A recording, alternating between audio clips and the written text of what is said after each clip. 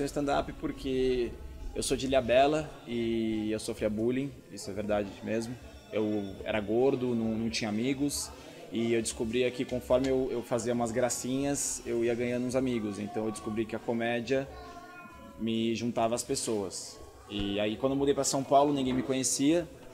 E aí eu vim para São Paulo, entrei num colégio, no terceiro colegial.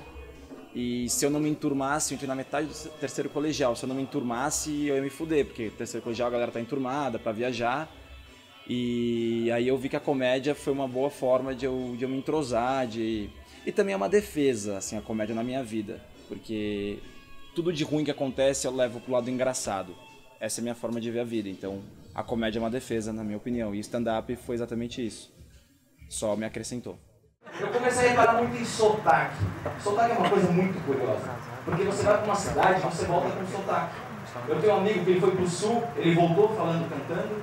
Eu tenho um amigo que foi pra Bahia, ele voltou falando devagar. Eu tenho um amigo que ele foi pro Rio de Janeiro e não voltou. O meu pai, ele tinha uma coisa muito... Ele me passava uma coisa muito assim... Por mais ruim que seja a situação, dê risada. É muito melhor você dar risada de alguma coisa ruim do que você cair naquela depressão. Então a comédia pra mim é isso. Ela é uma defesa na minha vida. Tanto que meu pai morreu e eu uso isso pra minha vida. Eu tenho saudade dele? Tenho. Mas é argentino, então foda-se. Mas, você tem uma história de vida meio Dois Filhos de Francisco, né, cara? É parecido. Você sofreu muito, você passou fome. Eu comia ovo cru também. Eu não tive um irmão que morreu, mas tive um pai. Já dá um filme bom, ó. Sim, já dá pra você... O pessoal sentir dó de você, entendeu? Isso é bom. Geralmente é isso, né? Quando você não tem talento, o pessoal sente dó de você. Né? Legal. Comecei no stand-up porque eu sempre gostei de escrever, eu queria falar minhas ideias pra alguém. E aí eu fui estudar muito, porque eu não precisava de uma formação específica, eu podia ser eu mesmo no palco. Então eu fui estudar muito como fazer essa arte, stand-up comedy, para poder passar minhas ideias à frente, que é mais ou menos o sempre que eu quis fazer na minha vida. Isso é muito bom que ele falou, porque o stand-up ele te permite falar sobre qualquer coisa. Qual que é o intuito? Ser engraçado. Então, sendo engraçado, se tiver a piada, você pode falar sobre qualquer assunto. Isso é muito bom do stand-up. Eu tenho uma referência muito forte com Chaplin, gosto muito, mesmo porque eu gosto dele como uma pessoa assim, eu admiro não só pelo artista que ele foi, mas pela pessoa que ele foi. As coisas que ele fazia, ele conseguia fazer humor com uma crítica muito forte em relação a uma coisa ruim. Então ele pegava a pobreza, ele pegava uma desgraça que acontecia e colocava comédia nisso. Então isso me surpreende muito, eu gosto muito da comédia quando ela tem uma crítica por trás. Eu acho que essa é o difícil de uma boa comédia. É você fazer uma piada que tem alguma coisa para falar para alguém, e não a piada pela piada, que é mais fácil. Ontem eu falei, né, na última entrevista, não sei quando vocês vão organizar isso, mas ontem eu falei do Louis C.K. e do Tim Minchin. São dois caras que me influenciam bastante. Gosto muito no stand-up também. São muito bons. Gosto muito. E eu lembrei de uma coisa que é muito importante pelo estilo que eu venho seguindo, que é o Rick Gervais, porque trabalha... Quem assiste The Office, quem não assiste é bom assistir, ele trabalha com constrangimento, que é um estilo de humor um pouco diferente do que é o convencional, né, que a gente vê no Brasil aqui. E eu sempre fui essa pessoa que todo mundo falava, nossa, você é humorista, você não tem cara de humorista, você não sorri, você tem que dar um sorriso. E quando eu fui pro Prêmio Multishow de Humor, o que eles exigiam de mim era isso, mas tem que sorrir mais, tem que ser mais animado. Versátil. Você tem que ser versátil. Versatilidade. E apresentar seu número mais animado. E hoje eu trouxe totalmente pro meu lado, menos animado possível, e foi onde eu me encontrei mesmo. Eu acho que claro que eu tenho muito a melhorar, isso é óbvio, né? Mas acho que é o meu melhor... Não, Humberto, até que não muito, não. Não, eu sei, eu tô tentando ser um fofo que eu não fui ontem, entendi, entendeu? Entendi. Eu sou foda pra caralho. Tem que melhorar. Mas o fato é o que eu acho que esse momento que eu me sinto mais à vontade fazendo, que tem mais verdade de mim, não tentando sorrir ou agradar as pessoas, é onde eu me encontrei na comédia, onde eu tô indo melhor, assim. Então, mais uma vez, façam o que vocês acreditam.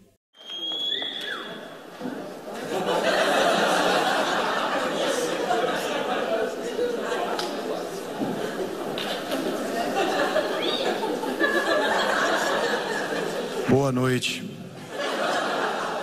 O meu processo criativo é muito curioso, assim, já aconteceu de duas formas.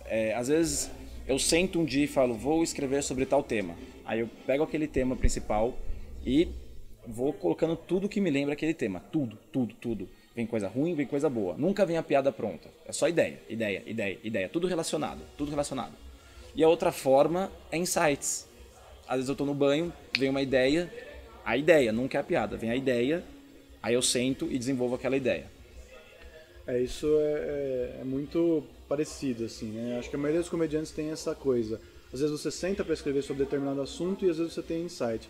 O que é muito interessante e é muito importante você desenvolver um bom texto sobre determinado assunto e expandir esse assunto, não ter apenas uma piada, é que normalmente você vai ter a sacada daquela piada que você achou engraçado e aquele pensamento e você tem que escrever em volta dele. O que é muito importante, às vezes o pessoal tenta escrever a partir daquilo. O que é muito importante é você pensar antes. Como você chegou naquilo? Como você chegou, que preconceito na sua cabeça te fez pensar aquilo engraçado, que raciocínio te levou àquele pensamento. E aí você consegue desenvolver um bom texto e consegue causar identificação nas pessoas. Exato. E uma coisa que eu gosto muito quando eu vou escrever um texto é se aquilo aconteceu comigo. Eu não sei explicar porquê nem como, mas quando o texto é verdadeiro, ele passa uma verdade para a plateia. É fato, não tem como explicar isso. Eu não sei se é a postura, se é a forma que você conta, porque uma coisa que no teatro a gente aprende, até dá para se aplicar aqui, quando a gente fala, para quem está ouvindo, a pessoa às vezes transmite imagens. Então a nossa fala tem esse poder de transmitir imagem na cabeça das pessoas. Então às vezes quando a gente conta uma coisa verdadeira, às vezes a gente consegue passar esse visual que aconteceu com a gente, entendeu? Ficou um pouco confuso, mas é isso. Fiquei pensando, por que homem vai tanto em puteiro, né? É muito simples, gente. Eu vou deixar pra vocês aqui, é muito simples. É porque é um lugar onde tem mulheres gostosas, bonitas, que falam e fazem tudo que a gente quer.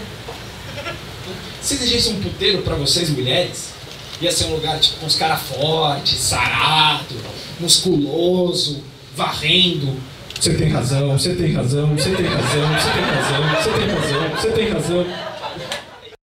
Câncer é uma coisa que eu gostaria muito de escrever, não consegui ainda, porque tem que ter a piada. Eu queria fazer uma crítica, porque o câncer ele sensibiliza as pessoas. Isso é fato. O Humberto brincou o negócio do pai, mas é verdade. Eu já matei meu pai várias vezes. Quando eu tô atrasado no local, a pessoa fala, porra, Pedro, eu falo, puta, meu pai morreu. Ah, Pedro, sem problema, tranquilo, senta aqui, não sei o quê.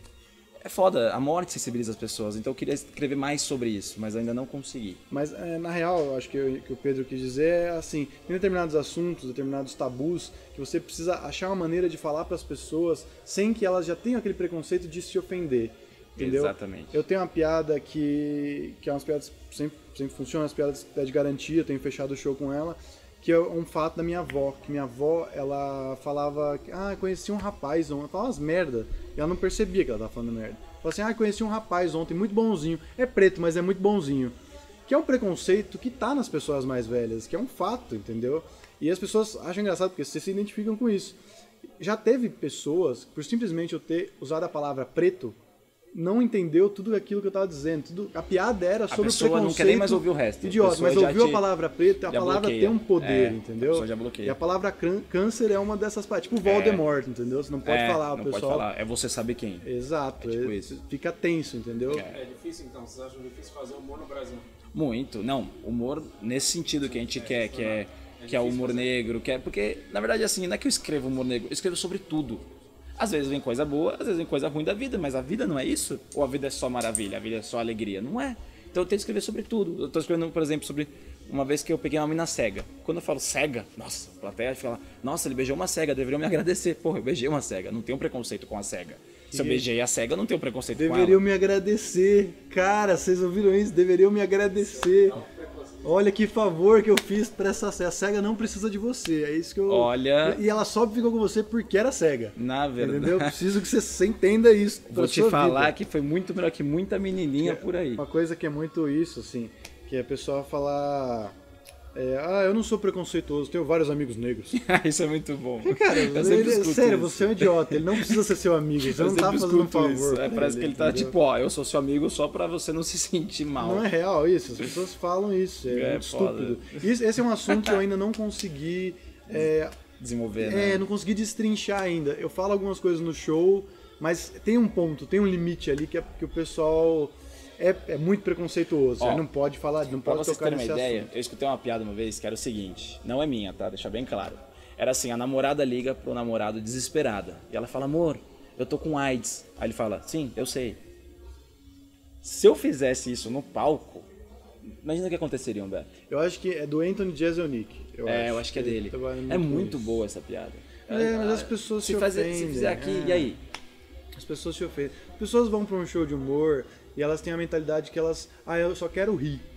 Cara, é muito estúpido isso, entendeu? Mas o problema é que sempre fica naquela. A culpa é do comediante, que só faz merda, e acostumou o público mal, ou a culpa é do público, que só quer ouvir merda, e aí o comediante só faz aquela mesma coisa de sempre, entendeu? Mas é uma coisa que não dá pra resolver. Uma faca de dois gumes, porque ou você se vende pra plateia e faz só as piadinhas batidas, piadas que eles vão gostar, ou você vai contra a plateia, tenta passar uma ideia, uma crítica, uma piada com humor negro, entendeu? Eu falei faca de dois gumes porque é uma palavra bonita, mas... Eu gostei. Sabe o que eu acho? Eu acho que a gente tem que fazer o que você sente feliz fazendo, entendeu? Isso é muito real. Tipo, é uma transição difícil. Quando você vai fazer, às vezes, o que você quer, as pessoas não vão aceitar. E você pode sofrer muito com isso, porque às vezes as pessoas não vão rir de você. Mas, depois você aprende a não ligar, e você entende que se aquela pessoa não riu, porque ela não está preparada para rir, ou talvez a piada não seja muito boa, você vai ter que melhorar na próxima, e você vai atingir o público que você quer. Entendeu? Então faça o que você acredita que você vai atingir as pessoas. Se você pegar assim, Pedro Casale e Humberto, desde que a gente começou, mudou muito. A persona no palco é outra. Porque antes a gente não tinha esse feeling, essa coisa de querer fazer o que a gente quer fazer, vai passar a verdade ali, vou fazer o que eu quero. Tem que ter culhão, não é fácil. Não é fácil.